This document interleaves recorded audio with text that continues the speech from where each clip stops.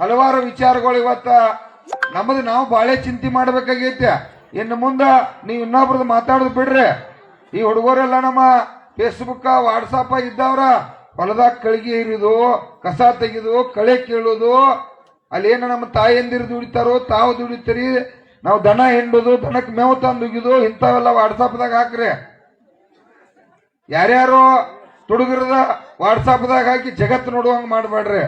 ನೀವ ಈ ಭೂಮಿ ಇವಳಗ ರಕ್ತ ಬೆವರ ಸುರಿಸಿ ನಾಡಿಗೆ ಅನ್ನ ಹಾಕತ್ರಿ, ಅದನ್ನ ಅವ್ರು ನೋಡ್ಬೇಕ. ಅವ್ರಿಗೆ ಗೊತ್ತಿಲ್ಲದ ಕಬ್ಬ ಬೆಲ್ಲ ಹಿಂಗ ಬರ್ತತಿ, ಸಕ್ಕರೆ ಹಿಂಗ ಬರ್ತತಿ, ಮೆಕ್ಕೆಜೋಳ ಹಂಗ ಬರ್ತತಿ. ಅವ್ರು ಹಂಗ ತಿಳ್ಕೊಂಡ್ಬಿಟ್ಟಾರ. ಅವ್ರಿಗೆ ಗೊತ್ತಿಲ್ಲ ಇದಕ್ಕೆ ಇಷ್ಟೆಲ್ಲ ತ್ರಾಸಾಗಿ ಅದನ್ನ ಕೂಸಿನಾಗಿ ಜಪಾನ್ ಮಾಡಿ ಅದನ್ನ ಕಾಳ ಮಾಡಿ ರಾಶಿ ಮಾಡಿ ನಾಡಿನ ಜನರಿಗೆ ಅನ್ನ ಹಾಕ್ತು ಅನ್ನುವಂತ ಕಲ್ಪನಾ ಅವ್ರಿಗಿಲ್ಲ.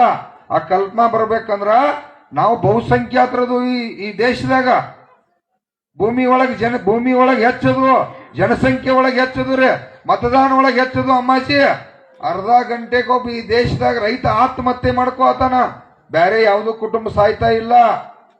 ಅಂದಾಣಿ ವಿಜಯ್ ಮಲ್ಯನ್ ಅಂತವ್ರು ಯಾರು ಸಾಯ್ತಾ ಇಲ್ಲ. ಯಾಕೆ ಕಾರ್ಖಾನೆ ಮಾಲೀಕರು ಸತ್ತಿಲ್ಲ?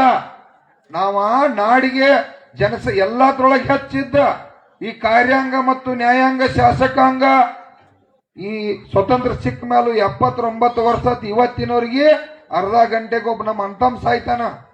ಯಾಕೆ ಸಾಯ್ತಾನೋ? ತನ್ನ ಕುಟುಂಬನ ಬದಸಕ್ ಆಗ್ತಾ ಇಲ್ಲ ಅನ್ನುವಂತ ಕಾರಣಕ್ಕೆ. ಬೆಳೆದಂತ ಬೆಳೆ ಇಲ್ಲ.